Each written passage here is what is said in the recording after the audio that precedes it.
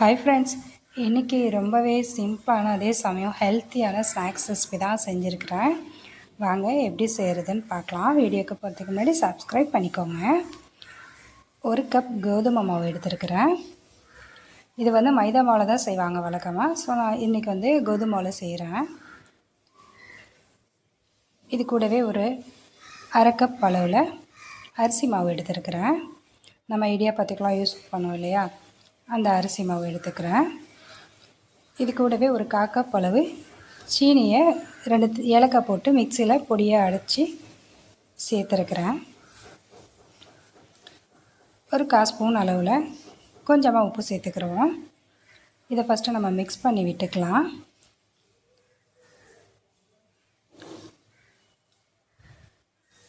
இது மேலே மிக்ஸ் பண்ணி முடிச்சுட்டு 2 ஸ்பூன் நெய் எடுத்து அதை ஹீட் பண்ணி நம்ம இதில் சேர்த்துக்குவோம்.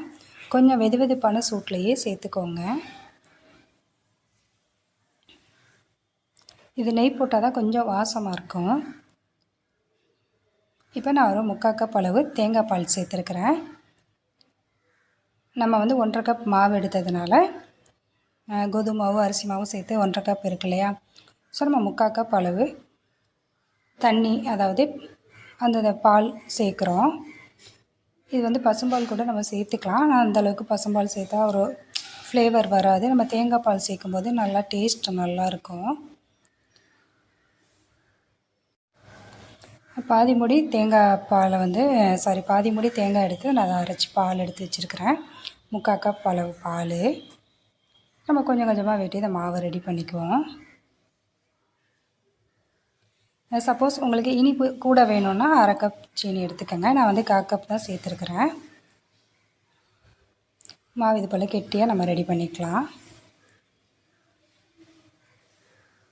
ரொம்ப அதாவது நம்ம தேய்க்கும் போது விரிவிடும் இல்லையா, அந்த மாதிரி ஸ்ட்ரக்சர் இல்லாமல், அதே சமயம் கொஞ்சம் தண்ணியாகவும் இல்லாமல் கொஞ்சம் கெட்டியாக நம்ம மாவு ரெடி பண்ணிக்குவோம். நம்ம அதிலே நெய்யெல்லாம் போட்டிருக்கிறதுனால நம்ம தேங்காய் பால் போட்டோன்னே இது ஒரு மாதிரி எண்ணெய் விட்டு வந்துடும்.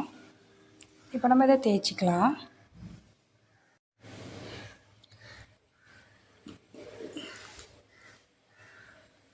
ரொம்ப தின்னாக தேய்க்க வேண்டாம். ஓரளவுக்கு இந்த அளவுக்கு திக்னஸ் இருந்தால் போதும். ரொம்ப தின்னாக தேய்ச்சா ஒரு மாதிரி கடுக்கடுக்குன்ற மாதிரி இருக்கும். இப்போ நம்ம இதை பீஸ் போட்டுருவோம். நம்ம இஞ்சி கொத்தெல்லாம் செய்வோம் இல்லையா, அதே சேம் ப்ராசஸ் தான். குட்டி குட்டியாக கட் பண்ணி நம்ம அதை கீறி எண்ணெயில் போட போகிறோம்.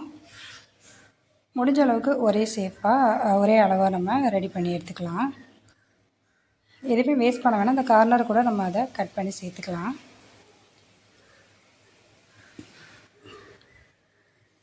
இது மாதிரி குட்டி குட்டியாக கட் பண்ணி அதே மாதிரி லைட்டாக கீறி விட்டு நம்ம இதை ஃபஸ்ட்டு எடுத்து வச்சுக்கலாம். நமக்கு பிடிச்ச ஷேப்பில் நம்ம கட் பண்ணி எடுத்துக்கலாம். இது போல்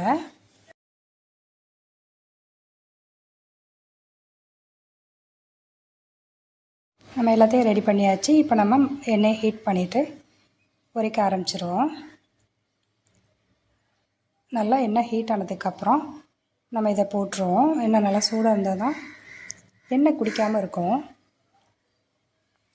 வழக்கம் போல் எப்போ மாதிரி சிம்மில் வச்சுட்டு நல்லா பொறுமையாக பொரித்து எடுக்க வேண்டியதுதான். நம்ம டெய்லியுமே கடையில் விற்கிற ஸ்நாக்ஸை குழந்தைங்களுக்கு வாங்கி கொடுக்காம வீட்டில் இது போல் அப்பப்போ நம்ம செஞ்சு கொடுக்கலாம். நம்ம ஹெல்த்தியாக வீட்டில் ஹெல்த்தியாகவும் அதே சமயம் க்ளீனாகவும் நம்ம செஞ்சு கொடுக்கலாம். நல்லா 2 பக்கமும் கோல்டு கலர் ஆனதுக்கப்புறம் அந்த எண்ணெயெல்லாம் அடங்கினதுக்கப்புறம் நமக்கே தெரியும். நல்லா பொரிஞ்சு வந்ததுக்கப்புறமா நம்ம எடுத்துடலாம். எண்ணெயை வடிச்சிட்டு எடுத்துக்கோங்க.